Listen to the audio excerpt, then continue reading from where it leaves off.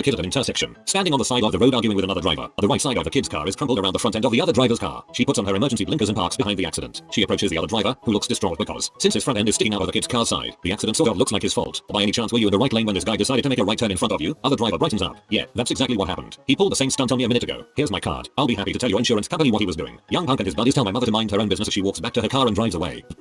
I was in line at the deli counter a few weeks ago. It had one of those number ticket systems. Take a number. Now serving number. This old guy drives up on his little handicap scooter and demands to be served next, even though I'm the one with the lowest number. Deli guy looks at me. The scooter guy starts to raise his voice. At this point what started as amusement has turned to annoyance and I just crumple up my ticket and go do the rest of my shopping. When I'm through, I go back to the deli counter and the guy working there smiles at me, points towards the front of the store and tells me they just caught the scooter guy shoplifting. I watch as the police come and wheel the bastard away.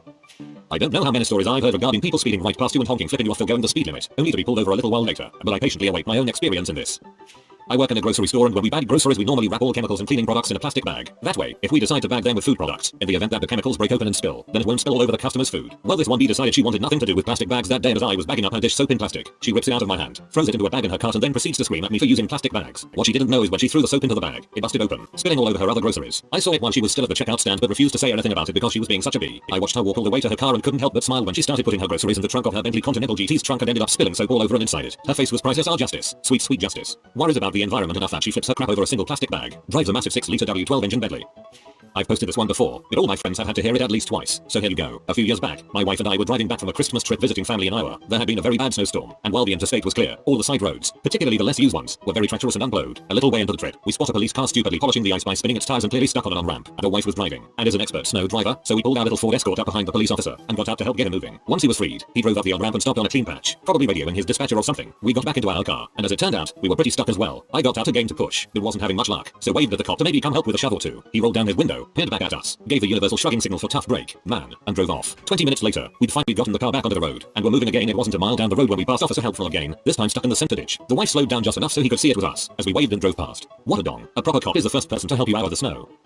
I work in a Futura shop in Calgary, Alberta in the computer department. One day when I was up near the repair services desk using their till, a man in a suit walks up and slams a receipt with attached service voucher on the counter and proceeds to have a nice little rant. Okay, so I'm here to grab my computer. It should be done. You jackasses have had it for like 2 freaking weeks now and no one has even thought to call me. I've got no clue what's up with my damn computer. At this point I take a look at his work order and take a look to see if there's any other text I can pass this to when I notice something unusual about this guy's paperwork. It's got Best Buy written all over the receipt and the work order. I gleefully point this out to him before he's caught his breath after belittling our IT guys, and direct him to the Best Buy a block south of us in the same shopping park. He's completely dumbstruck. Full 5 seconds of silence before he mumbles something along the lines of having a second computer he bought here at one time and then hauls butt the heck out of there. Beat red like a baboon's bit that everyone else in line saw him loudly call us out on another store screw up, and my pointing out his selective illiteracy.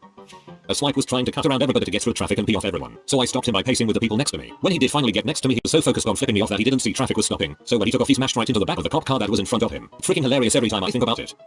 I worked maintenance at Walmart over a summer school break years ago. I had closed one of the bathrooms to clean it, and noticed the toilet in the last stall had a crack that ran from the bottom of the bowl to the rim. I called the manager to the bathroom, because I couldn't lift a finger without a manager telling me what to do. This huge woman approaches, doesn't listen when I tell her the bathroom is closed for maintenance, but the other bathroom in back is open. She barges past me, 3 closed for cleaning signs. The cleaning cart end, of course, chooses the last stall, so she does her business, and at some point, the toilet fails. All over her, she comes out, soaking wet and sputtering mad just as the manager shows up. He looks at her, looks at the signs, looks at me, and makes this face. I just had to run out of the store before I busted a gut laughing. It was a beautiful thing. Watched some idiot in an Escalade rear-end a super nice beamer in a parking lot. He drove away super quickly and got T-boned running a red light about 30 seconds later. I was a witness and was able to tell the cop about his hit and run too. He was arrested. Justice equals served. This happened on voting day earlier this month. There is an elementary school 2 blocks from where I live that have voting stations. My fiancé and I take our 6-month-old son in the stroller for a walk to vote. We got to the school, cast our votes and begin to walk home. At the front of the school there is a street with a white-lined pedestrian crossing area. We look to our left at the traffic on our side and see 2 motorcycle cops pull up and stop to let us cross. We both start walking. When we get into the middle of the street a guy in a flashy SUV from the other side cruises by and does not even slow down. We have to stop in the middle of the street to let him pass. Both cops turn on their lights and wait for us to finish crossing. As soon as we were across, they burn rubber turning around and chase the guy down. Sweet but justice. But justice. My mom and I were out for groceries. As we were finishing up, this one bee who seemed 20 just came and snatched a few things out of our cart and put them into hers. At the same time, her son knocks over the cart while running around with his friend and breaks spills nearly everything in the cart. My mom, a 40-year-old Korean woman, proceeds to pat the woman's back while saying best dull life. It was my junior year in high school and I had arrived late. I was waiting in the office to sign myself in when several girls had informed me of pictures going around. Walking down the hallway I could see papers taped to the walls of me in lingerie and several of my butt. Luckily, as stupid as I was, I didn't take any boob or frontal nudity pictures. I started to tear down the black and white collages of my mistakes when I passed the teacher's lounge. The room that now had my butt as its wallpaper. I quickly tore down what I could reach and went into class. Class lasted all of 2 minutes before I was called over the intercom to see the principal. No surprise there. As I sat outside his office I watched as police officers brought by trash bags full of photocopies of my pictures. I was counseled by a minister who constantly asked if I was molested in my childhood. My mother was called to the school, and the girl involved was jailed for some time as well as several computer hard drives wiped by the FBI getting involved. Turns out the girl got a hold of all my pictures and tried to embarrass me. Instead she got a record for distribution of child pee. As if that wasn't justice enough, I witnessed her crash her mother's sport car into an SUV at a red light by the high school. She was laughing and causing a scene, and accidentally hit the gas pedal. That was the first time I ever witnessed karma in action. TL. DR. Girl posted nude pics of me in school. Got arrested and I witnessed her crash her mother's sport car shortly after. Pretty much the reverse of most of these stories, but still sweet justice. Also good guy cop. A buddy of mine is driving home late at night, comes to a complete stop at a stop sign in the middle of nowhere, gets pulled over. Instead of getting in trouble, the cop says, "Wow, you had no idea I was sitting there. I never see people do that so late at night. I just wanted to give you credit for it." My friend thanks him and moves on. Sometime soon afterwards, my friend gets pulled over for speeding. Ends up being the same cop and he lets him go. So two women and their children come up to the tech bench at Best Buy simultaneously and want their free computer set up, which is to basically make sure we don't send them home with one that doesn't work. It takes approximately 15 minutes. So as I begin to unbox one of the computers, the other lady starts complaining that she should go first. The two women escalate to shouting and literally striking one another and pulling hair. Now the problem with this should be obvious. I mean really, what kind of display is that for children? Also, there was another tech where you couldn't see him that was about to start the other machine's setup. So I blatantly tell both women that due to the fact that they're acting so rude that I will wait on neither of them. I close the box up and go take my break. So my boss comes back and says that I can't do that and that I need to go out and do it. I say he can fire me but that I will not wait on either women. They ask the manager to call me out so that they can apologize. I don't think I've ever seen more embarrassed women. Red faces, eyes on floor. I say thank you and begin to walk away. They start to get irate. I respond that just because they apologized to me doesn't mean I have to deal with them. They fumed, and later my boss chewed me out. Although I didn't lose my job, the other tech ended up doing both. So what they gained out of it was a 45-minute wait because the other tech wouldn't give out both until the other one was done. All because they were so selfish that they couldn't just have a couple of minutes of patience. TLDR. Two women in a rush end up in a fight and I make them wait for 45 hours for service for being rude. Had a customer in store screaming at me because he broke his phone and didn't think he should have to pay for it. He didn't like the options I was giving him and went to storm out of the door. Slammed face first into the window beside the door by mistake. Whole store had a good laugh at his expense. Standing in line of Six Flags for Medusa, a group of ghetto or ratchet teenagers feel superior to half of the line. They settle in front of my group of friends. An hour later they are sitting in the front of the ride waiting for the safety mechanism to secure them in place. The operator asks them to step off because they were accused of cutting.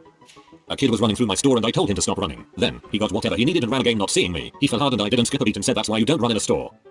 So, I used to work at Bar Nightclub as a server a few years ago. One night I had a table that was rude, demanding, and of course didn't tip. It was busy night, the bar was packed, and they had me running all night long. All they were ordering were fruity drinks, which tend to be sweet and sticky. So, one of the girls at the table starts dancing and she's thinking she's all sexy and grabs the table so she can balance herself while she dips. And as she's dipping, she pulls that table down, and all of those half-drunk fruity drinks slide down the table and drench her from head to toe. I mean, this table was packed with sweet, sticky drinks. It was glorious.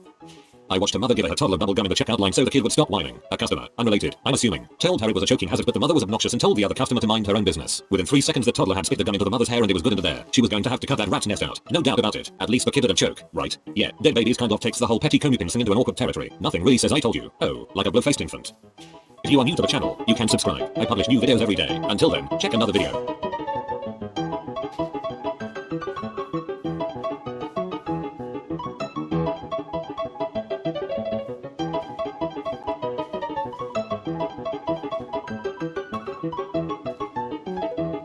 Bye for now.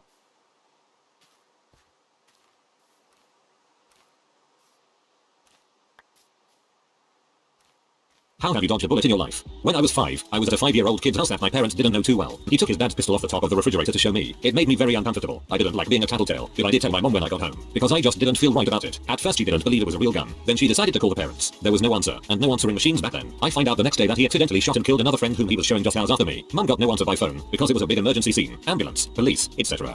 In Iraq we had a new driver and he slowed down a lot for a puddle for some reason, and there was an IED in it. Ended up going off under the engine block instead of the cab. Saved all of us. I imagine all the passengers in the truck yelling and calling MOP right before the explosion.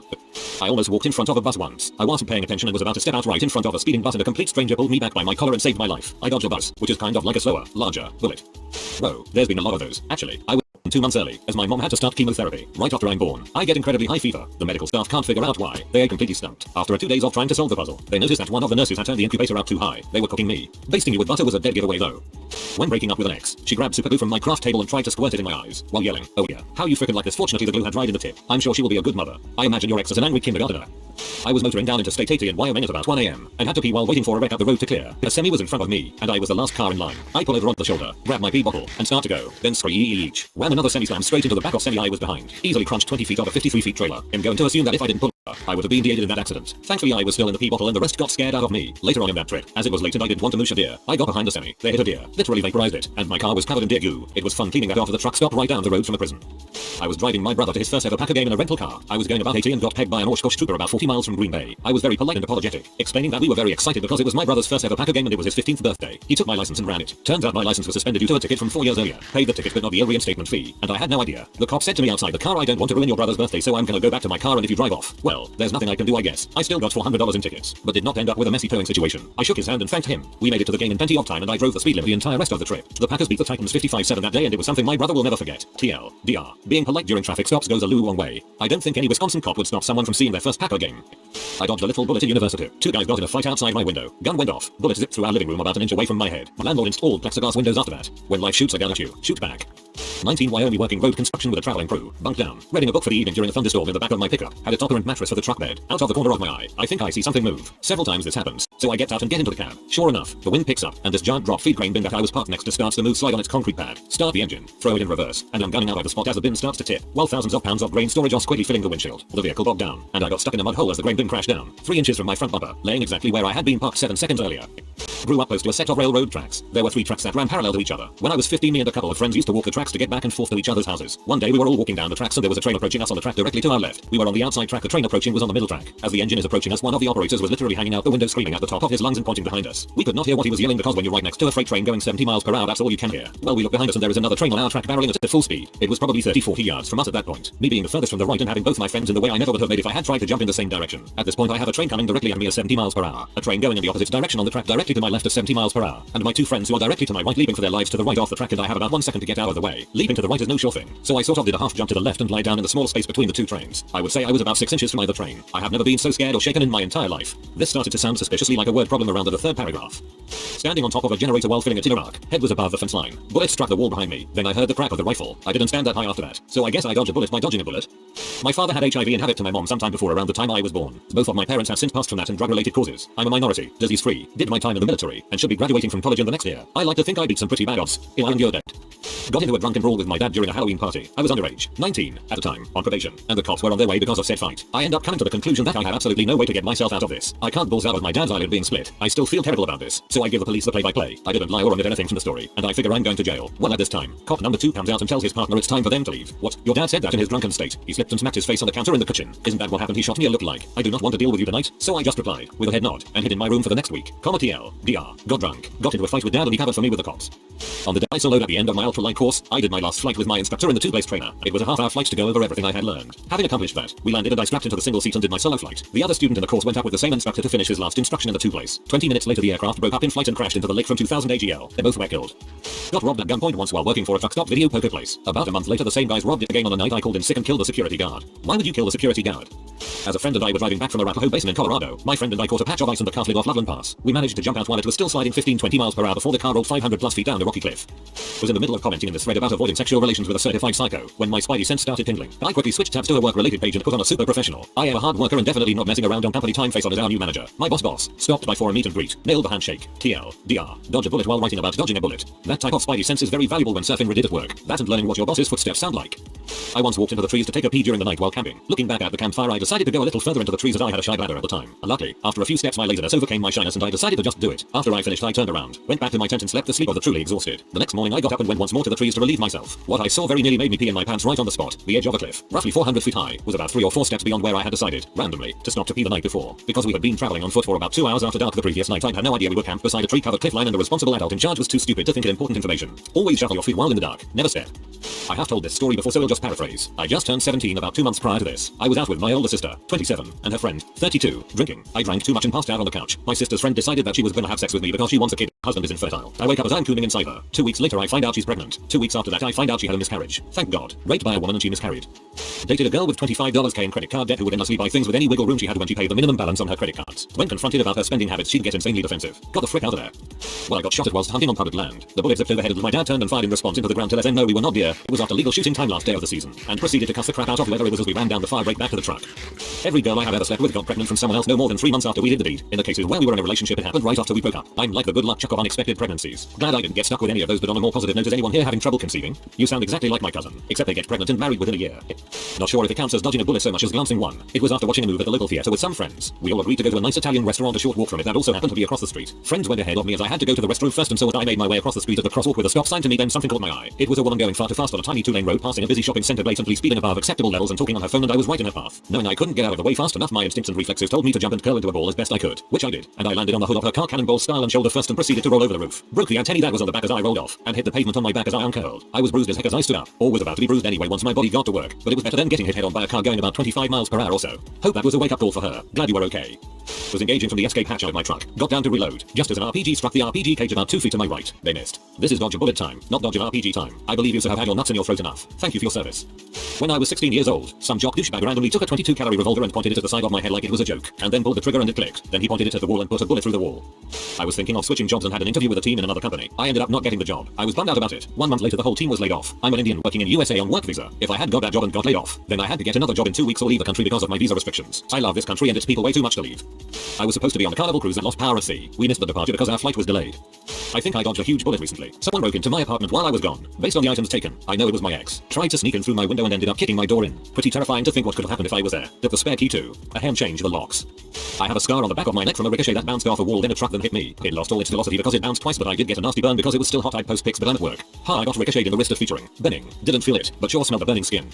In our screaming matches during our breakup after our 9-year relationship, he admitted coming inside me on occasion to try and get me pregnant when he said he pulled out. He said since I didn't get pregnant, something must be wrong with me not being able to conceive and I should get that checked out. P.S. I know that method is not foolproof, but it's the intentional deception. I used to stick it in crazy and we broke up before she turned out to be crazier. She wanted to marry me and I didn't want to go that fast. I heard she tried to kill her husband years later and was on drugs. I dated this once. I had my doubts when her dad met me holding a large shotgun. He thought it was funny. She got married about 5 days after high school graduation, gained around 150 pounds in a year, and now lives in a single wide trailer on welfare. Went over a cliff while snowboarding, dropped about 3 meters. Had I gone over the cliff 5 meters to the right I would have had a 12-15 meter drop. Way bigger chance for injury. That's when I learned to look before leaping. Back in grade 10, my science class had built and were launching small rockets with gunpowder engines. One guy's rocket was way too light to fire, and he had to fill the nose cone with pieces of metal to increase the mass, so it would actually land nearby. It decided that it would land right where I was sitting to watch. Thankfully I looked up to see the incoming rocket, and jumped out of the way. It left a pretty decent dent on the bleachers where I was sighting. Oh geez. All I could think was gunpowder and pieces of metal and 10th grade construction abilities equals accidental frag grenade.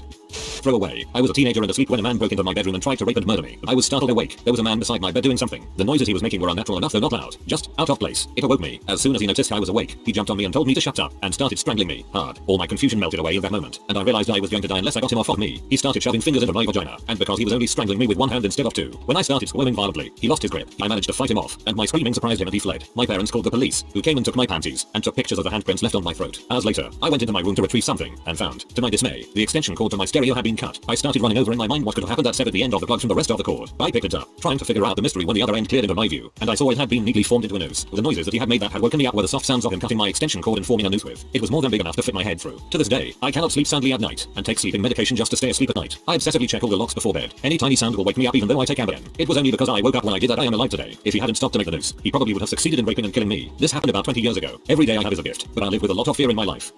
My husband and I literally dodged a bullet. Our kids were out of town with my parents so hubby and I could spend some time together. We ended up crashing on the futon in the living room. Early the next morning, we are awakened by a loud bang. My husband swears it was a gunshot, but I convince him it was probably the neighbor banging a cabinet. We end up going back to sleep. A couple of hours later, we get a knock on the door. It was a cop. He came over to see if we were alright. Come to find out, the neighbor's 2-year-old daughter had gotten a hold of the father's gun, shooting one into the wall adjacent to our apartment. The cop searched and searched for the exit point, but couldn't find it. It must have hit a stud. Measuring it from the neighbor's apartment, it would have passed 2 inches above us and right at the height of my daughter's bed. Bricks were shat. The father was merely sighted. We moved very soon after. TL. DR. Shorted by a 2-year-old. Saved by a stud. My dad threatened to kill me, mom, bro and sis. He drunkenly tried to break into the house. After being thrown out one night, he couldn't get in, or gave up on trying. He hung himself in the garage instead. So, you know, there's that. Fred is probably too old, but here goes. In high school, this cute girl on the same bus route as me flirted with me constantly. She would sit on my lap and grind on me and whatnot. She would always want me to get off the bus at her house and hang out. I just never did. My parents probably would have killed me. Not 2 months later, she accused some poor kid of raping her at her house and it ruined him for the rest of his high school career. I knew for a fact from her friends that they fooled around, but nothing ever happened. She just wanted the attention. Really sidestepped that business. Got into a confrontation with a friend that was a little unhinged. Escalated to the point that he pulled his gun on me and stuck it to my head. Long story. Instead of pee myself, which I was doing mentally, I challenged him to pull the trigger, since I was certain he would never have the guts to do so. He backed down, and I never saw him again. 2 years later, he ends up in jail for killing someone due to a road rage incident. He went a step further and ended up killing the father of the guy who testified. Mail bomb sent to family house. So yay, he was capable of pulling the trigger, and I lucked out.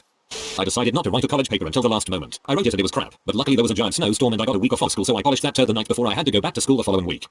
I was 17/18 years old and still living at home with my parents in our tiny little town with no real direction in life. At the time I was seeing this girl who was basically a poison. She brought out the worst in me. She was a pathological liar, a complete manipulator. We fought all of the time, etc. Officially we were only a couple for maybe a month or two, but in reality our relationship lasted a year as I kept going back to her for the sex, which admittedly was amazing. Shortly after we first got together, she told me she was incapable of having kids and therefore she wasn't on birth control and we didn't need to use condoms. Stupid. Young and frisky. I believed her despite all of the evidence I had at the time that I shouldn't trust a single word this girl ever said. I eventually realized that I needed to get this girl out of my life for good and broke it off completely, swearing that I would never make another booty call to her again. I got my crap together, finished one of those IT programs at the local community college, moved to the big city and got a great job that I'm still at 10 years later and got married to a girl I knew in high school who also moved to the big city, but that's a whole other story. A couple of years after leaving my hometown, the crazy ex added me on Facebook and what do you know, she had a kid. My whole life would have been drastically different had I gotten her pregnant and to this day I have no idea how I didn't. And before you ask, I'm pretty sure the kid's not mine since he is half black. TLDR. Dodge a baby from my crazy ex GF who assured me she couldn't ever have kids. If you are new to the channel, you can subscribe. I publish new videos every day. Until then, check another video.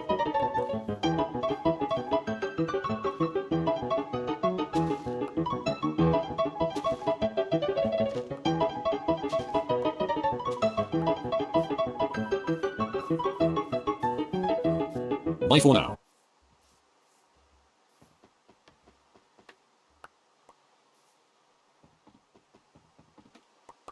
What is the funniest thing you've ever witnessed right in front of you? I was walking through my neighborhood on a Sunday morning loudly singing, me say day-o, and a Jamaican guy popped his head out of the trunk of a car and sang daylight come and one go home. He had been packing the trunk or something and I couldn't see him. It was wonderful. I'm happy that happened somewhere. My sister and two cocker spaniels were out back. Sliding glass door closed. The two dogs decide to run a full sprint inside. Bam, both dogs collide with the door. Then my unaware sister does the exact same thing. It all happened in about 6 seconds. I would pay real life money to see the original version of this, unaware it was about to happen. I was sitting at some traffic lights a few weeks ago and a guy on a fancy racing bicycle rode up onto the traffic island to wait to cross. Except he forgot he was wearing those shoes which clip into the pedals. So he stopped, balanced for a second, and then just toppled over. At that moment the lights changed to green so I had to drive off. One of the funniest things I ever saw. I did this once. Substitute high school chemistry teacher demonstrating reaction between calcium carbide and water. Test for the presence of acetylene with burning splint. Experiment instructions emphasized multiple times that only a single crystal of calcium carbide should be used. Butthole poured the whole bottle into the dish and then sent the class nerd to the office when he tried to interrupt the guy. When he actually tested for acetylene, his whole upper body was engulfed in a fireball that shot up, hit the ceiling, and left a black soot ring. The guy was okay, except every hair on his head had been singed off. That's hilarious. Sucks you got sent to the office though. So I'm sitting outside of Bolin's Sourdough Bakery in San Francisco near the Fisherman's Wharf, and see the guy come out with one of their bread bowls full of soup. Now if you've never been here let me tell you the seagulls are everywhere, and pretty aggressive about trying to get your food. So the guy goes and sits down, and starts eating his clam chowder and the birds are everywhere, squawking like seagulls do, and you can see it's irritating this guy. So he makes the mistake of tearing off a piece of bread and throwing it to the gulls. He thought it was bad before, but once they knew they could get food out of him he was surrounded. So one of the seagulls lands near the guy, and is standing with its back to him about 5 feet away. The guy gets up, walks over and kicks the crap out of this bird. As soon as he turns around he realizes this was a mistake. I would say there were 50 seagulls on this guy's food. He then screams, "Oh I see how it is. You send your retarded friend to distract me while you sons of B enjoy my food." It was quite funny. TL. DR. Seagulls are jerks. I've seen a seagull drop out of the sky and snatch a sandwich from a boy's hand. Seagulls are such M. I worked at Santa's Village, a downmarket amusement park, in the 80s. It's the Adventureland for an exact replica of the scene, standing in my carnival game booth. I watched the kid stagger off the spinning teacup ride a good distance away, and then veer dizzily this way and that until he wound up directly in front of my booth, at the very center of my field of vision. He paused a second, puked up everything he ever ate in his entire life, and then staggered out of frame. It was like this perfectly choreographed little movie scene. I can still play in my head. Thank you 80s kid, you were, and still are, hilarious. I remember Santa's Village. Those were some of the best days of my life. I was at camp as a kid one summer, and a tedious counselor was telling a story. Everyone thought he was boring, but for once, he had our attention. We stood in a circle in some woods, watching as his tale telling became more animated due to our attention. At a climactic moment of his story, he pointed skyward and inclined his head, saying, "And I looked up." At that moment, a bird flew over and shat on his forehead. I thought I would stop breathing from laughing so hard. I got the feeling this was planned. Was at the movies with a buddy. He went to take a crap, so I entered the stall right next to his for a reason I can't remember, then came right back out. A few seconds later this gigantic 300-pound black fellow comes in and sits in the stall I was previously in. My buddy, who thinks I'm still in the stall, wipes his butt and starts waving the poop-covered toilet paper to the guy in the stall. I've never seen anyone yell so many curse words in public before. While all this was happening I was on the bathroom floor crying and laughing harder than I ever had before. My university choir went to Finland one year, which was an amazing experience. The day we arrived, my brain was a bit foggy from the jet lag, but I wanted to take advantage of being there so I went with my friends to explore Helsinki. I was walking down the street talking to one of my friends next to me when I walked straight into a pole. I wasn't hurt at all, just surprised, but as I collected myself I noticed that the only person who had noticed aside from my friend was this random Finnish dude on the other side of the street who was intensely cracking up from what he had seen. I think the sight of him laughing uproariously at my stupid moment is one of the funniest sights I've ever seen. Dude, you made a Finn laugh, while in public. Holy frick. A very icy parking lot, and a bunch of high schoolers rushing to their car. I saw at least 20 people slip and fall that day. I really enjoy watching people fall. High schoolers and cars and ice sounds like a dangerous combination. We had a Halloween party with a pinata, because freaking candy. Anyway, one guy was dressed as Lieutenant Dangle, and one guy was dressed as the Hamburglar. Somebody knocked the pinata off the road, and without missing a beat the Hamburglar picked up the pinata and took off. But Dangle drew his gun and immediately gave chase, yelling into his fake police radio all the way down the street. Man, I was at that party but I left before the good crap went down. So many regrets. In 8th grade I had a friend named Roland who was about 4 feet tall and another friend named Carl who was about 200 pounds and about 5 feet 7 inches. During lunch, in the cafeteria, Carl was getting his food and Roland noticed his sweatpants sitting on the bench. Roland put on Carl's sweatpants over his own clothes and proceeded to walk around with them pulled up over his head. Carl saw it and ran to catch Roland. We had tears in our eyes from laughing as Carl chased his own sweatpants around the cafeteria. My dad was at a stoplight in downtown Cleveland and some guy with sagging pants starts using the crosswalk. His pants were sagging so bad that halfway across the street they just fell off and he fell flat on his face. I love my freaking city. Some big 300+ pound dude was lambasting some girl for being too skinny and was saying you look like you need a freaking donut you twig. A little 8-year-old nearby said you ate them all. It would have been kinda funny regardless, but the fact it was such a young kid made it hilarious. Your username makes me hungry. Went sledding the other day, and some random dog did a major dump right at the bottom of the hill we were at. My friend screams up to warn everyone, then points it out to let everyone know. One kid comes zooming down the hill, realizes he's in the direct path of the crap pile, tries to stop before he hits it, bails right on top of it, and smears a little path of it as he's trying to stop tumbling. In a flash he grabbed his sled, then noped the frick out. I didn't even see him leave. If he had just kept going he would have went right over it, and been totally fine. I named him Streaks. I would have yelled at the owner to pick up his dog's crap. I loathe those kinds of owners. Maybe not the funniest, but this annoying little girl was weaving recklessly through a crowd of people at the mall. I could see the scene from above as I rode the escalator up. She tripped and fell and spilled her bag of Skittles all over the place, and particularly in front of a shoe store. As she got up, an employee standing at the front of the store told her in a heavy Indian accent, "Taste the rainbow." I really wish I had seen this. I was riding a bike with my friends and asked this old nice lady in an electric wheelchair if she would race me. She did. I was getting dressed in our bedroom and was naked from the waist down, standing at the end of the bed. My wife must have seen something behind me poking out from under the bed, and went down on 2 knees to fish it out. I really had not been paying close attention to how close she was, and bent over to pick up my underwear just as she straightened up with both of her hands full of whatever she had fished out from under the bed. As you might imagine, she was surprised to see my was a mere few inches from her face, and as a result she accidentally lost her balance. And instead of dropping whatever she had and steadying herself on the bed, she held onto it for dear life and slowly tipped over, falling face first into the crack of my hairy butt. I was, as you might imagine, surprised as heck that there was suddenly a face in my butt. I stood up so quickly and clenched my butt cheeks so tight that I locked her nose firmly between my cheeks, and then time stood still. I was shocked and stood like a statue in stunned silence. She started screaming a muffled wail into my butt crack, and we both wondered what to do next. She started flailing wildly to find a purchase, and suddenly she realized she could drop whatever she was holding and push herself away. She grabbed my butt and shoved so hard she nearly pushed me halfway across the room. She sprung up and ran to the restroom so fast you could almost hear the Doppler effect, and started washing her face while both crying and laughing at the same time. To this day all I have to do to get her to cringe in fear and embarrassment is mention the butt crack incident. You deserve all the upvotes in the world, my friend. This was beautiful. Read it to my mother and she couldn't breathe from laughing so hard. My brother was riding one of those pocket rocket things, and as he passed he gave me the finger, but then he rammed into a parked car, giving him a broken arm and the car a huge dent. By the way, the car was my parents' car. Good times. I think you mean crotch rocket. A pocket rocket is something else entirely. Once at college there was a nice spot on the walkway outside our dorm, covered in a light dusting of snow. My friends and I all slipped on our way home. Later from our common room window we saw others falling. Within half an hour, 11 of us had gathered around the windows with tea and popcorn, watching every single person who walked down that path fall or flail crazily to keep from falling. One time a really tall guy wound up doing a chicken dance for about 7 feet, but managed to stay upright. At the end there was vigorous applause, but not from our room. We rushed outside, turned around, and saw that at least 4 other windows in our dorm had crowds gathered around them. We waved and eventually all gathered on the lawn for an impromptu falling party. Reason number 497 of why I miss college. I was driving in Buffalo, NY, and it was a total whiteout. One thing they say is never to stop in a whiteout, because a tractor trailer will just rear end you to heck. So I found a car and started riding his butt just because I could only see his brake lights when I was only inches from his bumper. Then the brake light started flickering like a strobe light, and the car came to a stop. I didn't know what to do, so I got out of the car. There was this huge black guy standing there, and he yelled, "You man, I can't see crap." I laughed my butt off, and took the lead for a while. Those dang tracker trailers.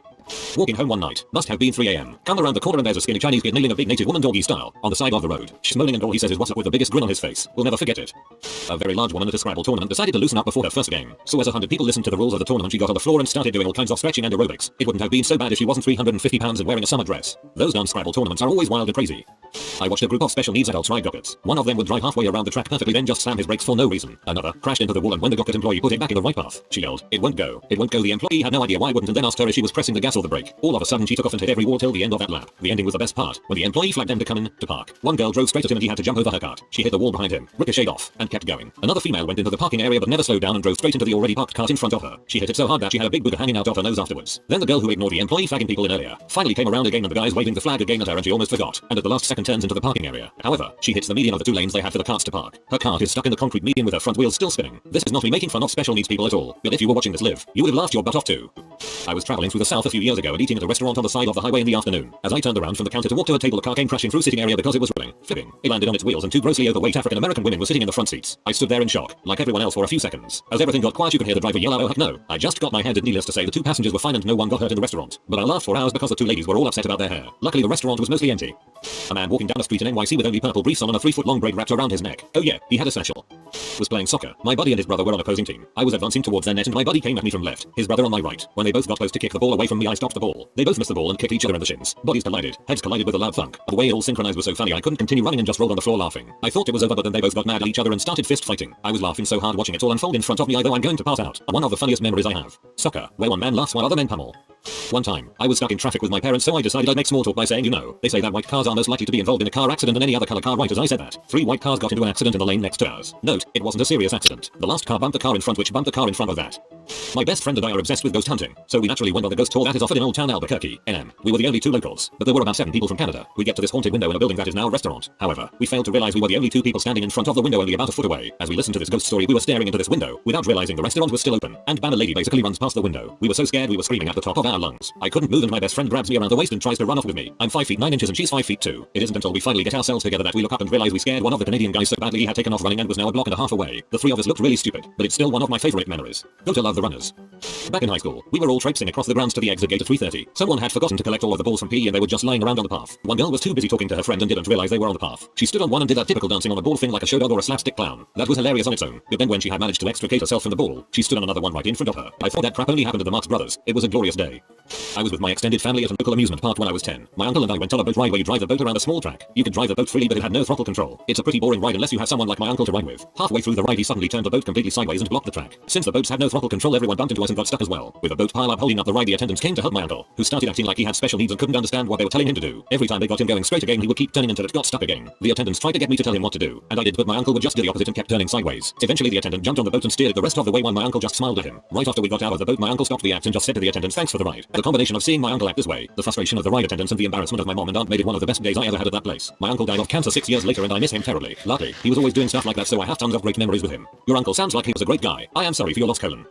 I was in the 3rd grade and I had done the most important thing in my short life by then by becoming friends with the popular girls. The popular girls and I grew to be very close and would hang out all the time. One day, head popular girl summons us and says we're going behind the hills. The other damsels hop along toward the hills together while I stay skeptically trudge along. Once there, all the girls lie down on the grass behind the hills, so they're not visible by the narcs at patrol recess and make you stand at the wall if you misbehave. Once they all lay down, I can't help but ask, what are you guys doing? And head popular girl responds with them, we're having sex with our imaginary boyfriends. I laugh uncomfortably, and they actually proceed to have sex. We're there, at 8 years old, just writhing on the floor and not even knowing what they're doing and making sounds. Quite funny, very uncomfortable. This is beyond disturbing to me. A group of us often went to my friend Ian's house at lunchtime in high school. Every day we'd walk out of the school gates, go to the Star, get a pot noodle, cup noodles, I think in the States, and a sliced loaf to share. Then we'd walk 5 minutes up the hill to his parents' house. Generally, we'd just use his kitchen, making toast, boiling a kettle for tea and the pot noodles. Then, we'd settle in front of the TV, eating, drinking and watching whatever was on that day. This was our ritual, almost every lunchtime for the latter part of our high school years. One day though, it was different. Sometimes, my friend would forego the pot noodle, because he had been left food by his mum from his previous night's meal. This day, it was a plate of spaghetti bolognese. As he brought it out of the microwave, a delicious smell filled the kitchen. We all looked longingly at his hearty Italian lunch and then back at our dreary pot noodles. Most of us were resigned to our grey meal, all except Mark. As we sat in the front room, Ian sat pride of place in his father's chair directly in front of the TV, with his large plate of bolognese on a coffee table. The rest of us were spread out on the large sofa. None of us had noticed Mark disappear until he re-entered the sitting room with a pneumatic air rifle over his shoulder. Sometimes, we'd shoot targets and stuff down the garden after lunch whilst smoking cigarettes outside. So seeing the air rifle was nothing new. Casually Mark walks over to Aaron's bolognese, points the barrel just inside bolognese at the edge of the plate. Aaron's face is suddenly pale. Say hello to my little friend. Mark pulls the trigger. In an instant, the bolognese went from the plate to covering literally everything on the side of the room Ian was sitting. Pieces of delicious spag bol are everywhere, hanging off paintings, all over the wall, dripping out the radiator, covering porcelain ornaments, the side of the TV, and also Ian, his white school shirt now stained red with Italian tomatoes. Ian was so shocked he didn't say anything. Mark too was shocked because he pumped up the pneumatic air rifle well beyond the recommended amount and was now looking at the result of a pallet-less blast of air meeting the bolognese, and bolognese meeting the living room. Needless to say, the rest of us were in immediate hysterics. Tears of laughter at Mark fruitlessly trying to clean up the mess. Ian raging at Mark about his parents' living room. Obviously, we could never return to Ian's after this incident. Sometimes we'd forget, but then chuckle at the bolognese incident. TLDR. Boy turns into Tony Montana after being tortured by spaghetti bolognese. I hope I can describe this to be as hilarious as it actually was. After a night at the bars, it was after 2 and I was waiting for my food order at Jack in the Box with all the other hungry drunk people. A girl next to me obviously can't wait for her food, so she takes out her iPhone, opens a packet of hot sauce, and squeezes it onto her iPhone like a plate and takes a huge lick. She had no idea what she was doing and one of her friends had to pull the iPhone out of her hand mid-lick. I still laugh uncontrollably when I think of the visual. I was at a concert with a friend of mine and she had to go to the bathroom, so I waited outside. Now the bathroom in this place is located by an escalator. I looked over to this obviously very drunk woman pee underneath of the escalator. All I could think was wow, but then as she proceeds to stand up, she slips in her own pee and lands flat on her face in the pee. I lost it. Best concert ever. A couple summers ago I was driving through the city with all the windows down with my cousin. For some reason, I had the most intense, loud sneeze of my life, and a car 4 lanes away going the opposite direction screamed bless you out of his car as he drove by. Single mom at the beach with her I would estimate 3-year-old son. The kid is having a very good day playing in the sand. All of a sudden she gets a phone call and starts yelling at who I presume is the father, has a fit, and grabs the kid and starts telling him it is time to leave. She is pulling him along by the arm and he getting dragged and she is yelling on the phone. Finally the kid lets go and he turns around to yell at him it is time to leave and to hurry up. The kid standing there in his water wings, sun hat, and holding his yellow sand bucket yells at his mom. I am a kid. My legs aren't long enough. I can't move that fast. What do you expect? Everyone around just started cracking up. That's actually really sad.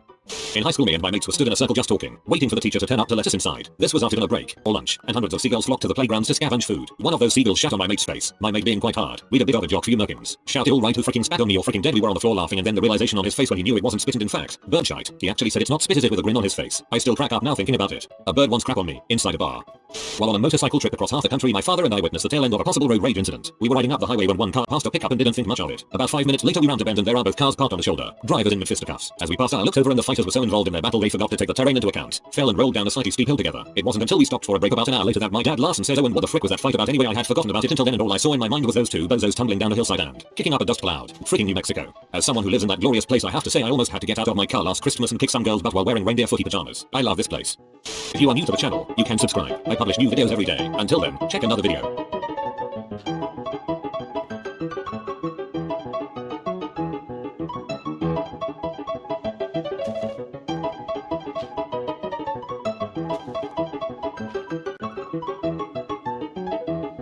Bye for now.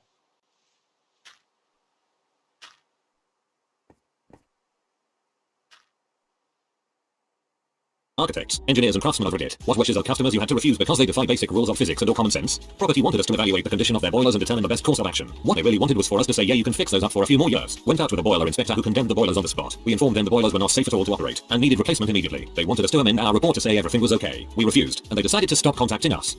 I got to watch this gem of an email chain over the course of a few days last year. I'm glad it wasn't me. I'm not sure I could remain as professional as my colleague. Paraphrase to protect the innocent. Contractor, hey, the inspector failed my work because I didn't construct this per your detail. Can you remove that detail from the plan? Thanks. Engineer, that was needed because of the anticipated load the owner will put there after construction. Contractor, if we didn't do it that way, so can you just pull the detail and tell the owner not to put the load there? Great, thanks. Engineer, number. Contractor, why are you being so unreasonable? The inspector won't give us a pass until you remove the detail. We've already finished the construction. At this point, the office manager stepped in. Sounds like you need to get out there and restart construction. Contractor, but that would be really expensive. It would just be easier for us if you change the plans in the contract documents so we didn't have to do that. Well, maybe you should have followed engineer's plans in the first place. We are forwarding this email chain to owner. I'm sure they'll be very interested in your new, delayed schedule before work complete. As an inspector, this sounds about right. Do it right the first time, please. I don't like having to reject work, but I'll sure do it. What do you mean you can't cut 60% of the weight out of this design while maintaining the existing 6x factor of safety? And since you're making it lighter, it should be less expensive too. Tell Lamborghini that. Truss, roof, design. We have things like that all the time. It's not having to tell an architect that the stamped blueprints still need to have weight transferred to the ground at some point. The worst I saw was a do-it-yourselfer that had almost completely removed 2 attic trusses so they could make a bigger stairway and wanted us to tell the inspector it was okay. I once asked an architect if he wouldn't reconsider a couple of details of his railing and egress prints because the fire marshal wasn't going to approve it for occupancy. He said, you are a stupid welder and I am a degree professional. Build the freaking parts to print and stop calling me. I was back the next week undoing and then redoing something that should never have been approved. Worked in a woodshop once upon an age ago. A lady comes in and asks for a pine thingy for her yard. Guy she's talking to says no. Pine will rot, you'll need teak or something a bit more water resistant, especially if you're going to bury a bit of it. She was having none of it. 5 carpenters came over to explain to her how certain woods are better in wet areas. She wanted pine. Well, we had lost pine and CCA pine, but we weren't getting into this as we knew she'd come back in a few months back asking for a free repair or a refund. She didn't get her product from us and I doubt she got anyone else to make it either. When 6 professionals come to you to say the exact same thing, maybe consider their words or at least just Google it. When 6 professionals come to you to say the exact same thing, maybe consider their words or at least just Google it. Honestly, as someone who used to be a retail computer repair guy many moons ago, it still baffles me that people will come to a professional for advice and then explicitly ignore said advice. I work in the packaging industry and I've lost count how many times a client requests something along the lines of, I want my package to be better. Hopefully I can get some good graphics printed on it and I want it to be cheaper so I can raise my profit. So you want something better than your stapled together film wrap but at the same time you want it to be cheaper? Sounds like my boss. Not an engineer, but I used to work on a project which allocated funding for budding entrepreneurs with good ideas for projects. I had one guy who was adamant he wouldn't talk to me at all until I signed an NDA, but wanted big money funding. Our general rule was we wouldn't sign anything unless we knew what for, so we managed to get a rough idea of what he wanted funding for. It turns out it was a perpetual motion machine that used magnets to spin a turbine. Exception, it had no way of extracting power from the system. My boss actually used the line on this project, we obey the laws of thermodynamics. He never got his funding. Rich couple just bought a fancy new place and brought in a fairly well-known interior designer decorator. Dude walks into the living room and the first thing he says is OMG. This place is just perfect for a fireplace. You must get one build right here. Couple agrees because they have more money than sense and will agree with anything as long as they think someone has some level of authority or knowledge. Problem is, the place they bought is an apartment. On the 4th floor, there were 6 floors in total. There is literally no way to put a fireplace into this apartment without making massive structural alterations to the building. And I do mean massive. They couldn't even get a price estimate from any contractor because the work required to figure out the structural alterations was extensive enough to require a price estimate in itself. Your price estimate is going to be so ridiculous that it's going to require a price estimate just to find out. I'm going to have to use it one sometime. Defense contract. The sales engineer sold an optical rocket tracking system for use on a desert coastal test range, and it wasn't until I showed up for testing and started astronomical self-calibration that I realized. In the summer the desert heat drives a standing dust cloud that starts at about 1 kilometer altitude and reaches about 2 kilometers altitude, and flows outward until it precipitated into the sea a few km offshore. We could not see through it. It was impossible. The only time the system was usable was either very late at night or in the winter when the dust cloud went away, but the system was useless. The sales dude did the site visit in the winter. From a customer, why did your system fail? You said it would not fail due to a power outage. We did not have a power outage. Correct. You did not have a power failure. Our system failed when it was electrically shorted due to excessive humidity. The server was under 6 feet of water. That would do it.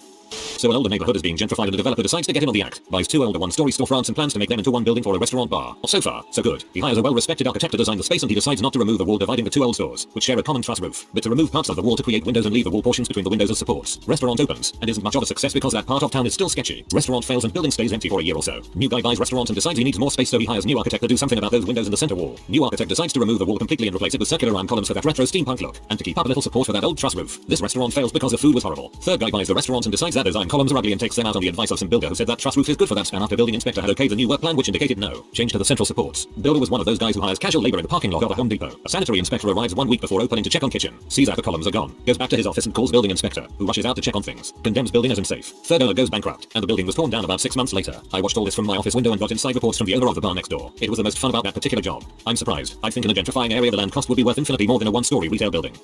You can't ask for more software features and get the same release date when we're already working overtime to hit the one we have. None of the above, but I did work electrical at Minutes, Midwest hardware store, for a while. I'd like to think I made a few contributions and prevented a few people from burning their houses down. Like the geniuses who, having lost power, wanted to hook their generators up to the exterior outlets. I told them they could do that, and they would hear a pop followed by smoking plastic and rubber the second the power came back on. My favorite was the guy who wanted a warming lamp for his shower. He had his can and his bulb all ready to go when I asked what he was working on. As I looked at his supplies, not only was the can not wet rated, but it was rated for only 75 watts. He wanted to put in a 250 watt incandescent bulb. I explained, using small words, that either his insulation, the frame of the floor above, or the can itself would catch fire or melt, and then he would have no shower and quite possibly melted plastic on his head. Sheesh.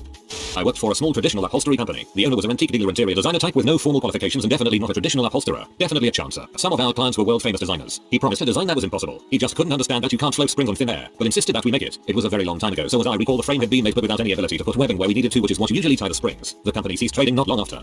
As a network engineer, the number of people who don't understand the speed of light is a pretty dang hard limit when it comes to network latency ping times. That is to say, the further you move the client away from a server, the higher the latency has to be. At one point I did a back of the envelope calculation of the speed of light through fiber and the distance between two of our data centers, and came out with 45 milliseconds as the absolute lower limit. If I could run a single uninterrupted strand of fiber across most of the US, I can't do that. Of course, so the 16 is cross country they were complaining about was really the best we could do. Similarly, as we move some data center services into the cloud of Azure or Oars, a lot of service owners seem unaware of how additional latency will slow them down until the move starts happening.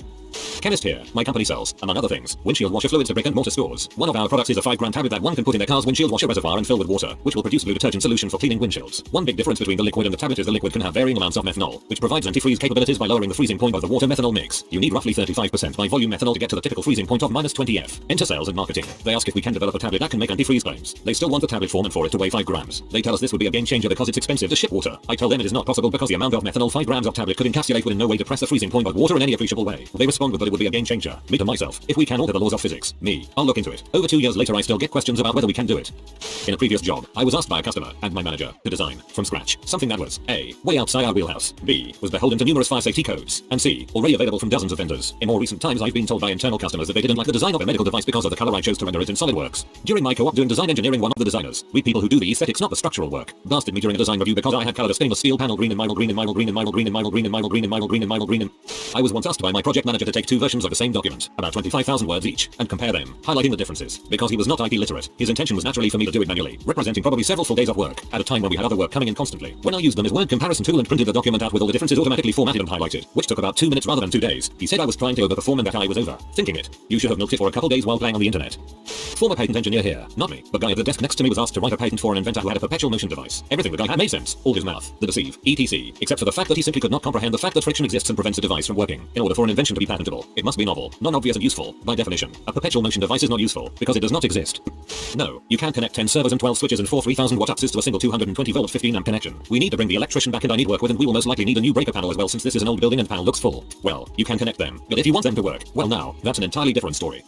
Hey, you know that old unit we had you guys make for a decade which works perfectly fine? Well, we'd like to have a snazzy, updated version. We want more functionality, more controls, a built-in computer instead of simplistic basic controls, its own Wi-Fi, double the tank capacity, and make everything more compact. The old one did, like, one thing really well, so make this one do 3 different things at least. The old ones cost about $20,000, so we like the new one to cost less. But there's been about 4 different meetings of them demanding this. Last I heard there hasn't been any progress on the project. Why do I need to keep these sheer walls for? There hasn't been an earthquake since 1994. I work in the Los Angeles area. True story. Mega rich couple are building a new 25,000 square featuring house. 18 months into the project, their interior designer begins adding very heavy elements to the plans that the structure is not engineered for. Tempers flare. A new structural engineer is hired. At this point the house is ready for sheetrock, roof is on, etc. New engineer raises doubts. Here we go. That the structure is built per specifications and undergone proper materials testing and inspections. Despite what the records show. Owner's lawyer up. Builder lawyers up. Destructive testing is agreed to determine the integrity of the foundation which fails 5% of the cores taken. Settlement ensues. Owner has the whole house torn down and has the excavation filled in. Walked away. Architect wanted to use these specific high bays in a classroom setting. These fixtures were rated for 42,000 lumens each, which is essentially like harvesting the power of the dang sun to light a room with a 9 feet ceiling. They were confused when I told them that was a poor idea. You missed a chance to say it wasn't a bright idea. Ha ha ha.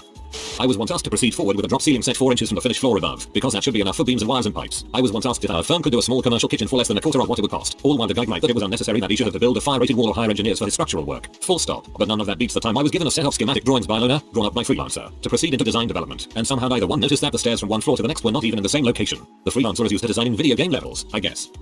Potential. Customer gave us a very enthusiastic pitch for their unoriginal device. The unique selling point being that it would last like 10x longer on batteries than all the existing ones on the market whilst being the same size, price, etc. When we asked how this miracle would be achieved, the answer was that we just buy a better battery, like Apple and Samsung and Tesla, etc. Had never thought of just using a better battery in their products. I would actually buy a new phone if the main selling point was we sacrificed thickness for a better battery.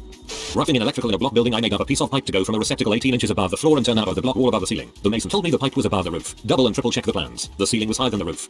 My father is an electrician and was doing work at a Walmart and ran 5 circuits through one pipe. Walmart said he needed 5 because there was no way he could do 5 circuits in one pipe. After arguing with them for a half hour he ran 5 pipes. Only one of them has wire in it. I find this hard to believe, only because Walmart would more likely tell him to run no pipes at all. Just free air the wires through the trusses and save a few bucks. Walmarts are built very cheaply. General contractor here. A lot of people are just so delusional about what stuff costs. A lot of people have a budget that is just so inadequate for their project. A lot of times their budgets are kind of just pulled out of thin air or they are using rule of thumb costs from like the 90s. I am very wary of any owner that hasn't had anything built before or recently. Don't want to have them waste a bunch of your time before the project is scrapped due to costs. Someone asked me to make a wooden handcart with a canopy to use at a market to sell some homemade crap. They looked up prices online and expected me to make it for the same or less than an MDF cutout display piece from China. £150 would barely cover the material costs. I worked on a giant, complicated system for a government agency that pulled polluted groundwater out of the ground, sprayed it into the air, making it into air pollution, but I digress, then pumping the cleaned water back into the ground. They wanted to control the spray system from the state capital city, so an expensive remote system that worked over the phone lines was installed. There is a lot of summertime thunderstorms, so a lightning detector was installed to protect the remote system from lightning strikes by sensing an approaching storm, taking the whole system down in a controlled fashion and disconnecting everything from the phone lines. The thunderstorms also often knocked out the power, so after that a gigantic backup generator was installed, a system almost the size of a railroad boxcar. The generator was immensely expensive but was finally installed completely. During a meeting my business partner said, why is there a generator for the system when the lightning detection system has already taken the whole system down and shut everything off? Dead. Freaking silence. Well, you bring up a good point there. That's something we're going to have to look at. Once we got an order for some stainless steel tubes with overlapping and OD tolerances, but no pulled out wall thickness. We sent them an empty box and they sent us a revised print. I want you to make a program that anyone can log into for golfing. It keeps track of their scores and sends them to a database. No, I can't fund a server. Why would you need one? Host it off their laptop and warn them that if they ever close the lid, the site will go offline. Concrete walls and lighting. You should have thought about that before you pour your concrete if you didn't want surface mount. I work HVAC. We get airflow balance requests all the time. Well, upstairs is a couple degrees hotter than downstairs. Yeah, it freaking rises. Civil engineer here. A colleague once had to do the statics analysis of a huge but reinforced concrete hammock an architect designed inside a living room of a family house. Of all the material that I would build a hammock out of, concrete doesn't even come to mind. That doesn't sound comfortable at all. I work for a large financial institution and we've had multiple members ask us to update our mobile app to allow them to deposit cash and not just checks. Going over an electrical single line diagram for a project, I noticed the building has a 240 volt single phase electrical service. Through some magic, the other end of a line had a 208 volt 3-phase panel. I had to call the engineer to ask where I should find the other wire. Electricity is already magic. If you had looked at a complete plan, that wire ran over a very detailed summoning circle that would take care of that conversion. Hydroelectric turbines in the CA aqueduct. He couldn't wrap his head around the fact that the aqueduct is pumped uphill, and he wanted to put hydro turbines downstream from there. It works fine as long as you're not the guy paying for the pumps, surely. I feel like I'm that bad customer at the moment. I need to replace a piece of equipment with one with 10% higher capacity under worse feed conditions while still sitting in the same footprint. There is a very narrow band of things that can be altered to make this possible, and it may not be. I want to express to them that I'm not deeply entrenched, and that if they can't do it they can say that openly and we'll change other parameters to find something that works. But so far I've just gotten radio silence out of them, as if they are debating how to respond to my stupidity internally before applying O0. Radio silence from a machine builder integrator usually isn't a good thing. Open a line of communication. Generally the more communication on projects like this the more comfortable everyone feels as the project goes on. The amount of main contractors upgrading pumping stations that needed to be told just doubling the size of the pumps is no good unless you also double the power supply was farcical. Try and pull 120A through a 100A fuse. See what happens. I would send at least one of these emails a month. They always reacted with surprise. Freaking civil engineers. Go dig your hole. Once had a client who was very into renewable energy and wanted all the lights in their car park to be powered with renewables. They however hated solar panels because they are too ugly. They instead wanted a geothermal plant. In an attempt to demonstrate the impossibility of this exercise, I roughly did the calculations for how deep we would need to dig in that part of Australia. We don't have an active volcano on the entire mainland. 12 kilometers deep. A 12-kilometer deep hole and subsequent power station to power the lights for a 100-car parking lot. Needless to say they didn't get what they wanted. Wanted a geothermal plant. Leo, I love engineers. Did the calculations just to prove how impossible it was. I had a VP ask me after construction outside our building cut a fiber line if we could just use some electrical tape to fix the fiber line. This is after he removed failover 4 grams and failover internet due to budget concerns. Civil engineers have a saying, the best utility locator in the world is a contractor on a backhoe. Part of my job is doing design and drafting for a millwork company. The amount of times people have wanted a cabinet above their island with 0 walls ceilings touching it baffles me. We literally installed a cabinet on airplane cable hanging over her island because she insisted over and over again. The ceiling was a good 16 featuring above the island. The thing swayed 4 featuring. With a slight breeze, she called back and asked us to remove it. We did. For a fee. Another lady was insistent we use environmentally safe glues for all of our millwork. We only agreed if she waived the warranty because the environmentally safe stuff may be safer for fish if it ever got into the groundwater. But it doesn't freaking work. She got an IKEA kitchen a few years later when it all fell apart. If you are new to the channel, you can subscribe. I publish new videos every day. Until then, check another video.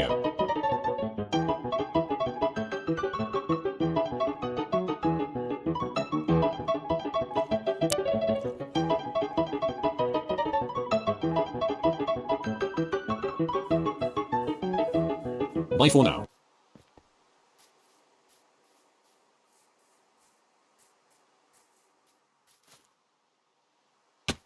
Have you ever witnessed someone say if you don't like it, leave and everyone left? What was the story? A former industrial job I used to have said that during an all-hands meeting. We were understaffed, underpaid, and overworked, and everyone knew it. Instead of the 2:1 ratio of 2 machines to 1 operator for safety reasons, we'd have 4, 6, 8, because people were getting paid less than most retail jobs to bust their asses in some of the most disgusting work I've ever done. You'd come home covered in moldy coolant, metal shavings, and stink. Machines started breaking down, because they'd never shut them down to perform maintenance on them, so we'd often have massive problems, which, of course, meant even more overtime to make up for the broken machines, and people started quitting. The management's response was to tell us that they expected us to work harder, because they couldn't get more help in. One of my co-workers, who generally gave no fricks, asked, in front of everyone in that room, why they didn't try raising the poor wages and see if they could entice people that way. The response was, we're not having that conversation right now. If you don't like it, you can quit. Who? Buddy, was that the wrong thing to say? As soon as word got out to the other shifts, what can only be called a freaking exodus began. We lost half of each shift within the week. I stuck around for a few more weeks, until I had conflict with my schooling at the time, since one of my classes got out about 30 minutes before my shift, 30 minutes away. So I warned them in advance that I might be a few minutes late one day a week, maybe, and got told that I needed to decide what was more important, my school, or my job. So I quit, and giggled my butt off at the sign in the HR office that said we had an almost 80% turnover rate. I never did find out what happened to that hellhole, but I can't imagine anything good with losing that many people. The poor HR rep seemed like she was just so freaking done with everything, and seemed so very apologetic as she took my badge. I never understood that what's more important, school or the job thing. Seriously, if job was super important to you, you wouldn't be studying. Of course everyone will choose school over their job. Every year the military has this event they host named the Warrior Games. It's like the Olympics for men and women who are injured while serving. I'm a decent cyclist, so I was selected to represent the Marine Corps team in that event. I'm not sure where they held the event these days, but the year I was selected they flew us out to Colorado Springs. When I got there I quickly realized that 99% of the Marines competing was still active duty. I had retired a few years prior, so it was weird being around Marines again. Almost immediately after arriving, the senior leaders and officers in charge began demanding that I get my hair cut and to shave my beard. At first I laughed it off and thought they were joking. Turns out they were quite serious. The lady who was in charge of the Marine team was a major and she took me off to the side and ordered me to get a haircut. I reminded her that I had retired a few years prior and was no longer required to abide by active military grooming standards. Then a light bulb went off in her head and with a smirk she said, well, you either get a haircut or you can go home. Your choice. So I smirked back and said, yes, I'm flying home. They had already purchased our airplane tickets home, so all I did was call Delta, explain what happened, and the lady on the other end transferred my ticket to a flight home the next day. I had taken a few weeks off work to attend this event, so I just went back home and enjoyed my time off with my hair and beard. When I was a kid I stayed at a friend's house for the weekend. My friend's mother was one of those parents who, at the dinner table, required their kids to eat everything on their plate come heck or high water. I had been served way too much food, and said that I can't eat it all. The mother said to me, you can either finish your food or leave the table. I promptly left the table. This totally blew the minds of my friend and his siblings. It had never occurred to them that leaving the table was actually a viable option. When my mother picked me up the next day, my friend's mother told her what had happened and said I was the rudest little boy. I think my mother was actually quite proud of me. My boss said don't like it. Try finding a job like this one with better pay and benefits, so I googled it and now I just had my 14th year anniversary of the new job. My great-grandmother is notorious for being a mean old bee. It was Thanksgiving at her house, and much of the extended family were there. She started harping on my mom's cousin for something, like she always does, and my mom's cousin was like, Grandma, can't we just have a nice dinner for once? And great-grandma was like, if you don't like it, leave, and every last cousin, aunt, uncle, and all of their food disappeared to my aunt's house. LOL. I want to know what happened after this. LOL. I had an insufferable supervisor once and we'd have these 15-minute pre-shift meetings. Dude would just stand in there and lord over everybody for the duration and talk about how bad we were doing. The phrase we suck was one of his favorites. Finally one day, he's really on one and summons the testicular fortitude to say if you don't like it, there's the door. His second in command got up, said this and walked out. He stood there, stunned for about 5 seconds and then ran out the door after him. He later ended up having some mental instability and quitting. The second in command is now the supervisor. I survived all of these meetings by default assuming he wasn't talking to me. Comma summons the testicular fortitude. I am stealing this line for future use. It must have been easy for him to have that much testicular fortitude considering he sounds like a massive testicle himself. My husband worked at a really toxic job for a while. As staff got fired or quit, they weren't replaced to cut costs, and instead the remaining 2 employees were worked to death. Finally, the owner, who was a crappy boss and terrible businessman, called a meeting with the 2 to try to force an attitude adjustment. The employees tried to be constructive and talk about things they saw that needed to be improved upon to make things work better, and of course this egotistical butthole owner wouldn't have it. He told them if they couldn't handle the expectations that they were free to leave, so they did. Both of them left immediately and never set foot in the store again. I don't think the owner was expecting that at all. He expected them to grovel and beg to keep their jobs and thank him for the opportunity to work 70-hour weeks under his tyrannical rule. My husband called me after that meeting and was so upset he couldn't hardly tell me what happened. He was terrified. He was so sure I would be angry at him for quitting his job when we really weren't in a position that I could support us. I wasn't mad at all. I was so proud of him for not taking the crap that was being doled out to him and doing what is best for his mental health. He's a damn good man and deserves better. You're a good wife. He's a lucky guy to have that kind of support. Worked at Thai restaurant. Owner's daughter who was manager left town for a couple weeks and we realized once she left that she was stealing our tips, tipping us out way less than herself for over a year if working there with her. When she got back we confronted her at the end of the night during her shift since she refused to meet with us in an official group meeting. The 4 of us, servers, called her out and she said if you don't like it then get out or sue me. We were all 18-20 years old and didn't really know what to do, so 3 of us quit on the spot in that moment and walked out the door. I'll never forget the look on her face. Sad to hear that. Thai people are usually nice and very hospitable. Not exactly, but my sister had a habit of picking fights with people and when it wasn't going her way, she'd tell them she was removing them from her life. She's done it to boyfriends, longtime friends, sorority sisters. She did it to me twice. The first time, I rolled my eyes because she's younger than me. After the second time my sister told me I'm removing you from my life. You're toxic and unfriended me and told family I was toxic. In reality, I wasn't letting her be toxic, selfish, and under the influence of whatever she was on with to me, my spouse, or my kids, so she decided it was a good idea to threaten us. I said okay, fine. But her usual routine. After a few weeks she came around and wanted to pretend she never said the thing she said. I didn't respond. She claimed it all was a joke and she had a right to be in my kids' lives. I haven't spoken to her in 2 years. I honestly do not miss a drama and it was the best decision for my family. It highlighted how bad the generational dysfunction was in my family and how I was expected to just overlook bad behavior and people please for everyone else's comfort. I realized that I didn't want my kids to repeat that cycle. I vowed to always put my kids first. I'm not popular in my family right now, but I've never been happier and this was the first year I got to enjoy holidays without having panic attacks or dread. When someone walks out of your life, let them. I thought you were talking about a child-aged sister until you mentioned your kids. Back in the mid-90s, a coworker was under a great deal of stress. He was performing a low-skill role in a high-skill industry during a tremendous crunch that was very important to the company. Entry-level stuff. More a job that's a stepping stone than a career. Despite that, he was an integral member of the team with institutional knowledge background that couldn't be replaced overnight. Actually, it couldn't be replaced at all. During a team meeting to go over status, progress, etc., he asked our boss for some help as he was overwhelmed and simply couldn't keep up anymore. Boss said, if you can't handle it, there's the door. Dude just stood up and, without a single word, he walked right out. Boss ended up having to do his job until completion of the initiative. Probably bitched and complained about how hard it is to find good help these days after. My lecturer wanted us to have an extra class, online, after the exams because we had missed a lesson during the semester. We asked him if he could at least move it to the afternoon, but he insisted it be at 9 AM. So everyone logged into classroom but only 2 people were answering his questions. He then decided to take the register and everyone was present. Then he said, I'm not forcing anyone to be here. If you don't want to participate in the lesson, go. Everyone logged out immediately except me because I had gone to the bathroom. When I came back, I found him calling for my name. He later logged out and sent me the PPT of the lesson. I feel sorry for him.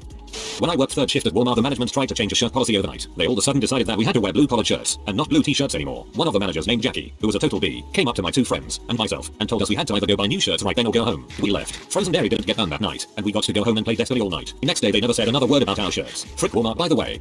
Unless you're a WoW raider, this probably doesn't apply, but I've been in a number of raid formations, especially back in the day, where the raid leader announces some wonky loot rules that disproportionately benefit himself close friends, and would then say if you don't like it, leave. Yep, we left. My mother is well known for her Christmas, Easter, whatever tantrums. She threw a particularly good one when I was about 14, and yelled the infamous line, my uncle and aunt piled themselves, their daughter, and myself and about 5 of my siblings into their 4WD, and we all left to go to their place, picking up KFC for lunch on the way. Don't know what kind of Christmas my mother had, but ours was pretty good in the end. So glad we didn't get pulled over. We had a similar situation with my aunt back in the day, only said aunt was already being investigated by child services, and when my parents took my cousins home with us, it was about 4 hours away, and she didn't try to get them back immediately. DSS came a week later, found out we had the children and asked my parents if they'd adopt my cousins. They said yes, and now I have 2 sister cousins. I used to be the co-owner and station manager for a small online radio station. We were all digital, so I rarely met any of our staff in person, and we were online 24/7, so if I was awake I was pretty much always working. We had a dedicated team of assistant station managers, about 6 of them, in charge of various things, and we would have once weekly meetings with me, the ASMs, and the other co-owner. None of us were paid. This was strictly a volunteer gig. It cost the co-owner and I money to keep the station on the air, but it was labor of love. At one point I began to get close to one of the ASMs and we started dating. The co-owner of the station got jealous, and began to give him crap about his work, demanding that he read the graphics and coding over and over and over even when it was perfectly fine. He lay into the ASM at one of our weekly staff meetings and I lost it. I told him that he needed to stop his behavior or I was going to walk. Fine, he said. This is my station. If you don't like the way I run it, leave. I quit on the spot. So did half of the assistant station managers, then a large number of the DJs. Within 2 years, the whole thing had to shut down because no one could work with my former co-owner, because he was a petty tyrant who had to have things his way and couldn't let people live their lives. I've never felt such petty glee as when I saw their off-the-air blog post.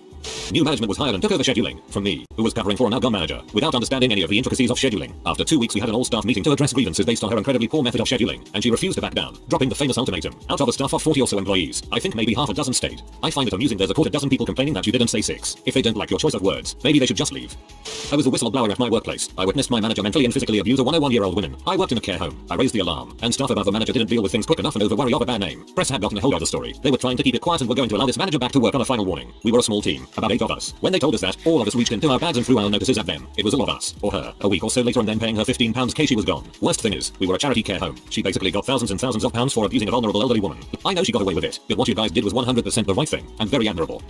Well, I wasn't here for this one unfortunately, but my high school English class had this scenario. The senior AP English teacher was notorious in my graduating class for not really giving a dang about a lot of the students. From the way I was told, they were going over quizzes for which the teacher started going over some vague subjective response and how it was wrong. And the students started arguing and the conversation came full circle to where the teacher started agreeing with the students. Once he realized this, he started backing off that answer and correcting students again, causing more frustration. This resulted in a student saying, "There's no point in learning this if we're wrong even if we were right at one point. Well, if there's any of you who don't find this valuable, you can stand up and leave the classroom." 2 students of 28 remained. I was absent cause I was sick, but what a sight it would have been. It's always when you're not there that something exciting happens.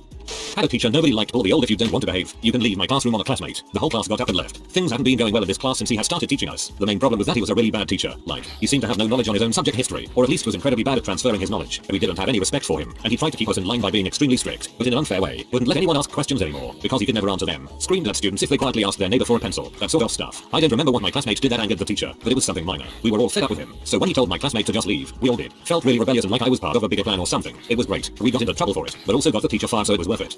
Had my first job as a massage therapist. My friend from school also got a job there. The business was taken over by this lady who decided to also hire her friend, who hadn't even graduated massage therapy school. The owner's friend would start sessions way earlier than necessary if the clients got there early, which meant that sometimes my friend and I would sometimes have to scramble to get ready for couples massages with her. For example, my friend was still commuting and was a few minutes away, and the owner's friend tried to start having the clients get ready. It was frustrating because we have no time to talk to the clients before the sessions like we were supposed to. One day I politely told her that my friend wasn't there yet, and she should wait to put the clients on the table until he was actually there so he could talk to his client. She got super mad and told the new owner I was being rude to her. Well, the new owner clearly got a different story, and started texting me telling me I was in trouble. I didn't ever find out what the actual issue was directly from her, but I knew it was because of her friend because of how quickly it happened after I told her friend to wait to start the session. I tried to set up a meeting in person to talk about it, but she kept refusing and said we could talk about it over text. I decided I wasn't going to deal with that unprofessional behavior from a manager and walked in to tell her I quit. Turns out my friend also quit that day because of her friend's nonsense. The business owner was left with her unlicensed uncertified friend, and a stand-in that was extremely unreliable, on a really full schedule. When I was in high school I was part of our FRC robotics team. The coach decided that no one who missed a practice during the last week of the season would be allowed to attend the tournaments. Of course the band class had a mandatory concert during one of the meetings, so when I brought up that I wouldn't skip the graded band concert the coach gave the ultimatum. About a third of the team got up and left, including all the captains. Coach backed out of it really fast. At an off-campus college party, the host, a tenor voice major in the music department, started playing Wagner and Verdi operas full blast. When those attending asked him to play something else that they could all like, he said, "You all need to learn to like opera. If you won't give it a fair try, you can always just leave." And with that, everyone left. I like opera, but if everyone else is asking for a change at a party then you better believe I would change it. Grade 8 language arts class. To preface this, I was never an aggressive student. Generally the teacher's pet. The person who if a teacher was away for the day would be tasked to their notes to the sub to be able to assist and give them directions. The time. 20-some odd years ago, shortly after the Columbine shooting. This context is critical to the story. The location. Middle of nowhere, Alberta. A small country school. So our regular teacher was out for the day and had left a note directing the sub to ask me if she had questions about what had been covered. Sub comes in, reads note and opens the teacher's weekly planner. Then begins writing our words for the weekly spelling test on the board. Except, she opened the wrong week. Instead of the current week, she had opened the prior week. At this point being the goody two-shoes that I was, and much to my classmates' dismay, although our teacher would have corrected us when she was back so it wouldn't have helped them, I raised my hand and politely informed her that I believed she had gotten the page wrong as we had previously covered this material. material. What happened next? I couldn't make up. She lost her crap. She started ranting about how teens in general and me specifically were a danger to her. How she didn't know who were her friends and her enemies in the class. We'd never had this sub before. How she had every right to fear for her life. She then capped it off by saying she was the teacher and if we wanted to think in her classroom, well there was the door. We were welcome to leave. I was never a popular child so I wasn't really expecting one of the popular kids, and my sometime bully, to stand up collectively with everyone else, pull me to my feet and we all walked out. Now I mentioned above that we attended a small country school. There was no place to go, so we just sat in the hallway until the principal came down to chew us out for not being in class. The sub was gone by the start of the next period and the principal taught the rest of our teachers' classes that day. The freaking bully was like, no one talks like that to my victim. I'm kidding, but that's really cool of them. I work for a hosting transport contracting company at a large refinery and for the most part it's very relaxed. Basically it's more cost effective to have more than enough people just in case something goes wrong, so a lot of the time we just sit around waiting for something to do. My foreman for some reason doesn't like this and thinks we all have it too easy even though he is totally redundant and literally not needed at all here, and was telling one of the guys one day that maybe he needs to go to the yard, our HQ main office we are dispatched from and all our equipment is stored, and see what a real job is like. So he did. He called the office and transferred there permanently and our foreman on site lost his freaking mind. He didn't even say anything about it for weeks but we all knew what happened. One day I even asked if guy that left was on vacation or something. He just mumbled yeah something like that. Hoisted by his own petard. Okay, maybe not everyone left but my mother-in-law got me involved into a charity. First I was a volunteer, then a secretary to the board and back to volunteer again. Things started changing. People who got on the board were no longer true to the organization's mission and at times ethically challenged. That is, using high school volunteers for the charity in a political campaign, using artwork obtained through contests beyond scope of the contest rules without pay. Anyway, during one of the meetings, which was meant to be planning for a big annual event but was more like hazing to be honest, I asked myself why the heck am I allowing anyone to treat me like whipping girl? So I openly asked the board members if this tone is the new standard of the organization's interactions with people volunteering their time and talents to them. The president told me I was being impertinent and rude, and if I could not stand the heat to get out of kitchen, to which I replied that I quit volunteering. He told me then I had to submit my resignation in writing in order for it to be acceptable. I sat down, scribbled my resignation on a notebook page and presented him with it. But he told me he won't accept it because it was not submitted according to the bylaws. I told him he was incorrect and reminded him I wrote the bylaws. They were too cheap to hire a lawyer to write them, and they clearly state that volunteer resignations do not require board approval. And I left. I was to Pete to drive home, so I went to a cafe across the street. Few minutes later 2 other long-time volunteers and all the high school volunteers walked in. They all did quit effective immediately as well. The annual event did not take place. The board was sued by the entity it was supposed to be solely supporting for mismanagement and misappropriation of funds. The charity later involuntarily dissolved by the state due to reporting failures. Custodian was appointed who allocated the remaining funds. In hindsight, it was the right time to jump the ship. For me best part was, the board let the insurance lapse. Guess who normally kept track of the renewals? So the legal expenses and part of the judgment went out of their own pockets. Talk about heat in the kitchen. Volunteer resignations do not require board approval. Good luck making an employee require employer approval to quit, much less a volunteer position. If you are new to the channel, you can subscribe. I publish new videos every day. Until then, check another video.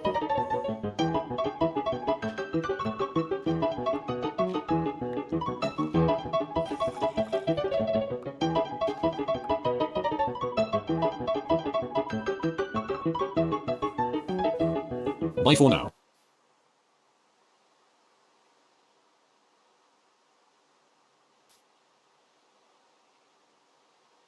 What's the quickest way someone lost your respect? XGF found someone's ATM card left in the machine. Promptly went on a shopping spree. I was so furious. People like her are the reason I have a panic attack when I can't find my wallet. Just a straight up scummy thing to do. She could go to prison for that. When I was in school at around 14, 2 of my friends got into an argument and one of them yelled, "You're such a piece of crap. No wonder your sister killed herself." I know kids can be buttholes but that took it to another level. Friend stole a hat from me and I caught him trying to sell it at a flea market after he lied about knowing where it was. I found it with a price tag on it. That's so weird.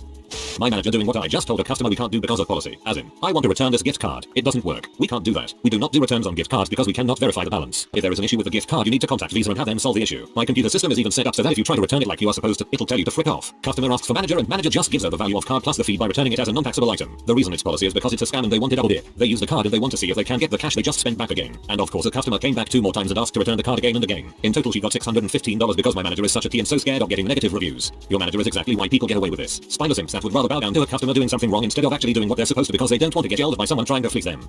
My girlfriend's mum has Ms. and is now struggling with mobility. A recent Christian concert friend of my girlfriend's who has been a brilliant friend for 20 years said if she came to church and followed the Lord this wouldn't have happened to her. 20 years of friendship gone in a sentence. After reading a few posts on here, I'd like to comment that the God punished you for your sins mentality is completely unbiblical. The Bible says that each of us has sinned and is no better than another. Following God means to obey and trust him despite of whatever happens in life. It will not automatically omit hardships in life.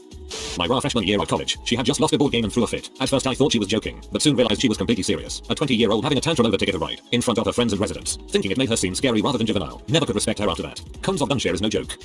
I called my sister out for having my elderly mother co-sign on a loan. It was obvious that mom had dementia and was unable to handle her finances. Her response: she hasn't been diagnosed yet. Again, fricked up crap here. It's hard to respect someone who is unwilling to own up to it when they're wrong. Everyone's wrong sometimes, and refusing to accept it feels like cheating out of the social contract in a way. I was astounded by how blatantly people could do this until I realized they often lie to themselves about it just as much as to me. They are literally convinced in their heads that they were right and that's why they are able to lie like that so easily and shamelessly. AWW, she's so beautiful I feel bad for her. What a waste of beauty. I'm on a wheelchair. I feel bad for you for being ugly but able to walk. What a waste of legs. Best comeback ever. Little bit of backstory. I once had a friend, whom I considered a good friend, randomly messaged my then girlfriend asking if we were still together. I thought he was just checking up on me, making sure it was a good relationship because when she said yes, he said good. Fast forward now, about 2 weeks after we break up, he messages her again, saying the same thing, proceeds to try to console her and literally that night tries to flirt with her and sends her a dom pic. Does this many times for the next few months, her not reciprocating or showing any interest, not knowing that she and I were still very close and she was telling me everything. He also had a girlfriend at the time that he was trying to convince my ex that they broke up. I've lost all respect and I'll never give it back. A simple apology and talk could reconcile our friendship, but he'll never be respected by me ever again. I took my son to work with me while I was on holiday to pick up a paycheck. I met our shipper and introduced my son who has a slight speech impediment. My son said hello and stammered on the H. The shipper started to laugh at him. I took my son's hand and we walked away. Didn't speak to the shipper again. My boss charged a colleague for a table's bill because that table had left without paying and was seated in her section, thus being her responsibility. The bill was £75. We are paid $6.95 an hour. This was on Christmas Day. Seeing my employer act friendly to other employees' faces and then immediately trash talk them the second they leave the room. I moved down to Florida in the middle of my 11th grade year. After a few months of getting to know people, I found myself hanging out with a group of kids who on the weekends would go out bean hunting. These freaking kids would go driving around in Little Mexico with BB guns, airsoft guns, and they even told me stories about them physically beating harmless people just because they were Hispanic. I really couldn't believe that people would do this kind of crap to random people. About 20 years ago, one of my friends told me how he and his other friends would aim a firearm at random people walking on the street. They were hundreds of meters away, looking through their scope and targeting people with an unloaded firearm. That's when I realized we may be facing death any day of the week without knowing it, because of pure buttholes. Making fun of someone for not knowing something how to do something. Once a couple of kids from a group were making fun of a man for asking questions about how to use a computer. Nobody is born with instant knowledge about everything. A family member of mine recently found out she had been infected with Zika. She was 6 months pregnant. After trying to get pregnant for years with no luck, she had given up hope of ever having a baby but by some miracle was able to conceive. When she told her mother-in-law the news, that horrible woman said to her, "I should have known this would happen when I first met you and saw the way you were dressed," implying that because she wore short shorts and wore tank tops, she wasn't a worthy mother. Poor girl was devastated and blamed herself for getting Zika even though no one knew it was in the area at that time. Still, she decided that she would carry the baby to term. He was born 2 weeks ago. No microcephaly, no health issues of any kind. Also, and this is a real kicker, he tested negative for exposure to the virus. My best friend of 11 years beat up his girlfriend. I cut him out of my life completely and want nothing more to do with him. There used to be a homeless man that would sleep outside of the pizza place I used to work at. Never bothered anyone, never asked for food, though we did offer him some when we had leftover pies. Middle of winter, he stopped coming around. Couple weeks later, co-worker tells me him and his friends dumped water on him while he was sleeping for shoots and gigs, thinking I would think it was funny. Yeah, no, that's a whole new level of douchebag here. I seriously don't know anyone who would be that morally depraved. I can't even imagine ever having talked to someone like that. Like seriously, this is straight up cartoon villain evil here. One sentence. I can't believe he's not over his dad's death yet. The kid's dad had died barely 2 months ago at the time. My buddy's parents died like 8 years ago and he's still not over it. Wouldn't ever judge him for it though. Everyone reacts and behaves differently to people dying. Plus they were his freaking parents, and really freaking awesome people. A baby was admitted to the hospital because it had cancer, amongst other things. Lady says it got what it deserves. Everything happens for a reason, right? This person who was barely a few months old was such an evil person that God thought it deserved cancer. A buddy of mine in high school once told a girl I had a crush on that I had scabies. She stopped even associating with me after that. I then found out he did that so he could try and court her. For the record, no, I did not have scabies. I knew a guy my freshman year of college. He was an aspiring musician and was very depressed about his recent ex-girlfriend. He would frequently complain that women only like stupid muscular guys and how he never got laid because of that. I would go home almost every weekend and sometimes I would come back to hear about how he got drunk and got laid, but then would just complain a few days later about how he never got laid. Finally, toward the end of the second semester, a friend of mine had a girl up for the weekend. I was home. He and the girl hit it off and they ended up sleeping together a few times that night. The girl liked him and suggested that they maybe start talking and possibly go on a date. He tells her no and that this isn't going past right now. The girl becomes noticeably bummed out, so he asks my other friends if they can drive her home. For context, it's 2 a.m. My school was in NH and she lived in Maine. My friend said no initially, but he said they could drop her at a halfway point, so they agreed. They drop her off at a McDonald's at about 4 a.m. and head back. He tells my friends that her dad or friend will be there to get her soon. I come back on Monday and he tells me in private the whole story. When he gets to the part about the McDonald's, he admits that there was nobody coming for her and he lied to my other 2 friends in order to get rid of her. Worst part is that he's laughing as he says all this and expected me to laugh too. Couldn't be in the same room with him after that. A couple people I know have done this lately, made a GoFundMe for some trivial crap. I'm not going to give details on the specific fundraisers just in case, but take my word for it. It's the most poorly disguised, pathetic attempt to beg for money I've ever seen from someone who absolutely doesn't need it. A few years ago, we had some teens go door to door raising money for their spring break vacation to Mexico. This wasn't for volunteer service or community work. Just give me money so we can go party. When I was in 6th grade, there was a girl who we'll call Emma in my class who was a little odd. She was painfully shy and awkward. Her clothes were too small for her, and she smelled kind of bad. A less known fact and possibly irrelevant other than to explain some of her strangeness was that she had been sexually abused for years by a family member. I was best friends with her cousin, who told me in confidence, because I was nice to Emma. My friend was not a gossip and was protective as frick of her cousin. Emma usually ate lunch in the classroom and would opt to spend recesses in study hall, presumably either because she felt more comfortable away from people or to avoid being bullied, possibly both. One day we had recess in the gym, pretty common when it was freezing or raining out, and Emma was there. But some day study hall wasn't available because a teacher was sick or whatever. I don't know. She's sitting on the bleachers drawing and a couple of other kids are hanging around on the bleachers as well. One boy in particular, a popular kid well liked by students and teachers, is talking to her. I saw this and something about the way Emma looked made me stop playing dodgeball and walk over. As I approached, I hear the boy calling her trailer trash and asking if her trailer home had a shower, but he was laughing and a couple others nearby were laughing too. Some of whom I considered friends before. Lost all respect for every one of them. Emma wasn't crying or anything, just ignored them and kept drawing. Unfortunately, I let my emotions get the better of me. Punched him right in the face. When our 26-day-old daughter died, my wife and I hunkered down and quit showing up to church for a while. Our friend from there finally touched base with me months later, and I asked him why no one had come looking for us or tried to help after the funeral. He said, "I've known people who have had miscarriages before, and it didn't take this long to get over it. When are you going to get over it?" This conversation was almost 6 years ago and my blood still boils when I think think about these words. Update. Thanks for the well wishes. Since the loss of our daughter, we've been blessed with 3 fantastic little children. No, we aren't over it, but our new normal is a happy one with moments of sadness. Just remember to use kind words. You never know what people are going through. My roommate got a cat and decided since it's his cat, he can do what he wants with it, but that includes shaking it pretty aggressively and squeezing it until it meows because he likes to hear it meow sometimes. Needless to say, the cat hates him and spends all of his time in my room or my roommate's, but I can't respect someone who treats any animal like that. I hope you or your roommate take that cat with you when you leave. Told me that I was betraying my black brothers and sisters by dating a white man. I'm half white and half black, and he's still a racist butthole. I love my boyfriend, regardless of skin color. Yep, I'm mixed and I've been told that too. I'll date whomever I want to date. Some of my black family members looked at me like I was crazy when I brought a Filipino home for Thanksgiving. My uncle started to say something, but thankfully my cousin cut him off. Supervisor kept giving me additional work that wasn't my responsibility. I was less than 2 weeks into a new job in a warehouse, and eventually another supervisor asked what I was doing. So I told them, and they cast the other supervisor out for putting myself and other people in danger when I had not been trained how to offload trucks and navigate the docks. Ever since then, when this first supervisor tells me to do work, I ask someone else first. The better question is, why is he still managing people? Witnessed a group of my students bullying a Down syndrome student on the playground. I did not look forward to class that day. A couple years after my mom died, my dad kind of randomly told me I was lucky I was born. I knew my mom had a couple miscarriages between my elder sister and me, but then my dad proceeds to brag about how mom had caught him cheating with some hairdresser. He said she would just come over every lunch break and we'd drive out in the desert and frick. Lost a lot of respect that day. I'm sorry for your loss. Dude squeezed my MGF's breast right in front of me, then tried to laugh it off because he's gay and would rather play with this guy's big dong, referring to a random guy standing within earshot. I still can't believe I had to explain to this butthole that being gay doesn't entitle you to touch other people's bodies without permission. I don't go around grabbing people's dongs and saying it's okay, I'm straight, then harass some stranger to try and prove it.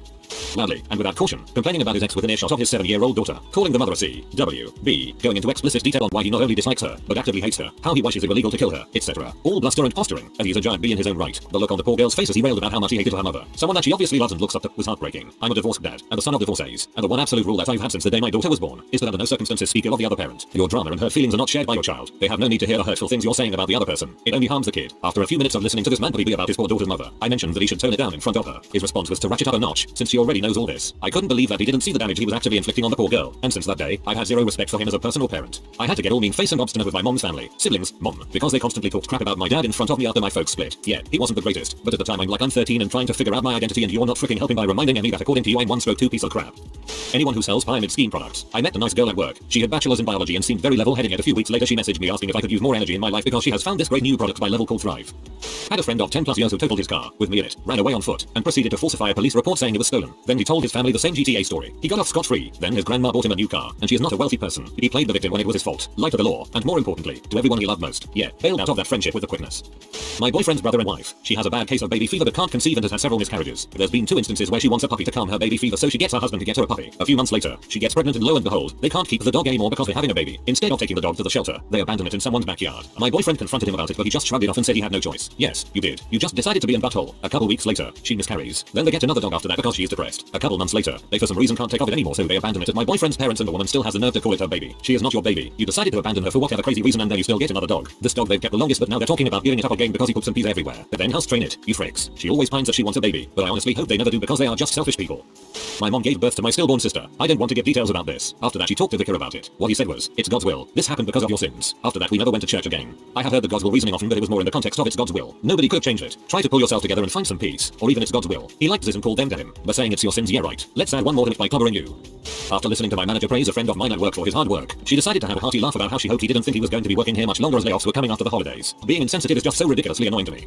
Oh man, a co-worker was crying in the kitchen at work, like scared hiccups naughty crying, because she was so afraid of our boss, who would fly off the handle and be a complete bully, like he'd start screaming and yelling and then progress to really quiet intimidating threats. I tried to be supportive. I told her it was going to be okay and she didn't have to put up with this. I asked her to come with me to HR and I stayed with her while she filed a complaint. Her response was to get really angry at me and snap at me. She said something like I would never do that, rubs eyes and storms out. I remember thinking, people like you are why people like him get away with being abusive at work. You enable it because you're a coward. Afterwards, I thought maybe I'd been too harsh on her. I figured she was just scared and had been so cowed by him that she was basically acting like an abused spouse. My initial judgment proved correct. However, because as time went on, 3 senior managers in different departments, my boss's equals, complained about his behavior, as well as at least 4 other junior employees in other departments after he'd tried to bully them or have full-on harass them both with aggressive behavior and with sexually inappropriate behavior. His behavior towards me eventually got so bad that I had to file a formal complaint too, threatening me in person and by email phone on the weekends, shouting in my face, then being extremely touchy-feely, inviting me to go on non-work trips with him as his PA, the worst roller coaster ever. 1 minute all over me, the next minute accusing me of being a work she. HR asked my sniveling co-worker to come in to confirm that she had witnessed his behavior towards me, not even towards herself, because they knew all about it, but she had point blank refused to say anything even when asked by HR. She looked at me, looked at the HR director and said I've never seen that. I'm not saying she's lying or anything, I've just never seen that. One of the senior management started referring to her as Eva Braun after that. She chose to actively support and enable a person who was making everyone's lives miserable, and because she wouldn't confirm what he was doing he got away with it. Over time, he realized she was the only one who was under his thumb, so he eased up on her and she became his pet. She used to intentionally tell him untruth things she knew would send him into a rage at other people, to make sure his temper was directed at anyone but her. So my initial writing off of her ended up being justified. Anytime I think of her I just feel such contempt. I got her put better than even of that they were freaking. When I was in run I had a resident who got really drunk and started spouting off a lot of homophobic stuff in the middle of the hall, making another resident cry. Later on another resident whom I had a lot of respect for, class president, triple major, pretty much came for me. from nothing, came up talking to me telling me I shouldn't write the drunk person up because she was just spouting off the truth about them, never looked at her the same way again. If you are new to the channel, you can subscribe. I publish new videos every day. Until then, check another video.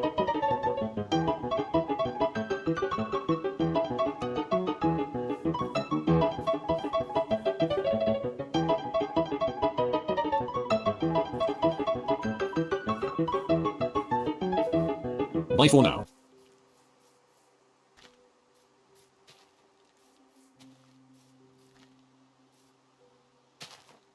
Reddit. What's your best you think you know someone? Story. Serious. The whirlwind romance I had with someone I thought was the one ended abruptly when I found him not breathing in our bathroom. From the looks of things, he had a very well hidden heroin problem, but I couldn't bring myself to get the autopsy results to confirm. We had so many plans. Dang, that's a heavy but brief story.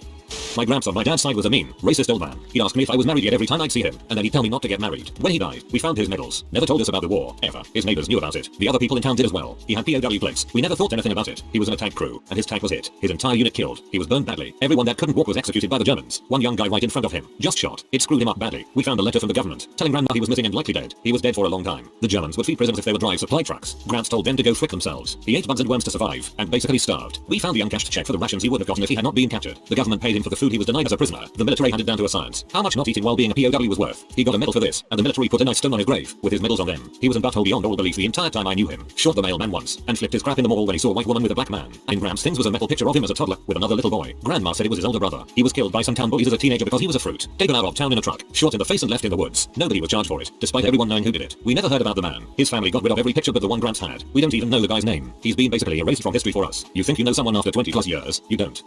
I thought my father worked in private banking. Turns out he was a con man and a money launderer who stole 20 million pounds. We don't speak anymore. I thought my father worked in private banking. Turns out he was a con man and a money launderer, so he did work in private banking.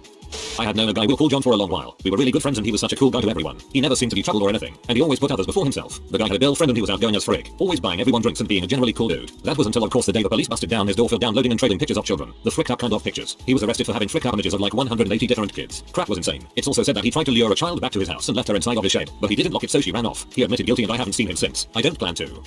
In my town when I was in 7th grade, there was this very smart girl in my town's high school. She had about a 4.0 GPA, straight A's, had a full ride to Harvard or some very top-notch school. She was on her way to being very successful academically. One day the police come into the school and arrest her. Turns out she had been under investigation for around 2 years for making and selling H, expelled and lost her scholarship. No one saw it coming, especially from her.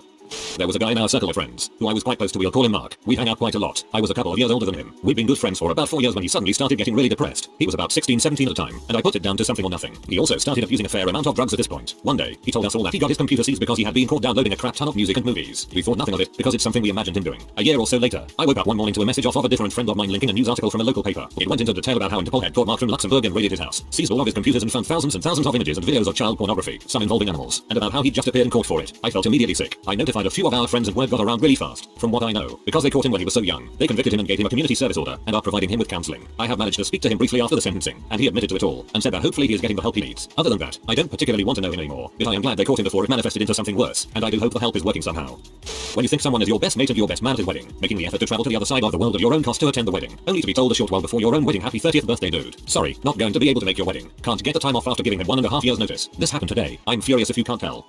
I found out when I was 18 that my straight-laced geologist nerdy dad smoked weed every day of my life. One day my uncle pulled out a joint while we were camping and they all proceeded to pass it around. My dad told me the whole truth that day. He said he didn't want me to know until I was out of the house just in case anything ever went down I wouldn't be able to incriminate him. He is the stealthiest weed smoker on the planet.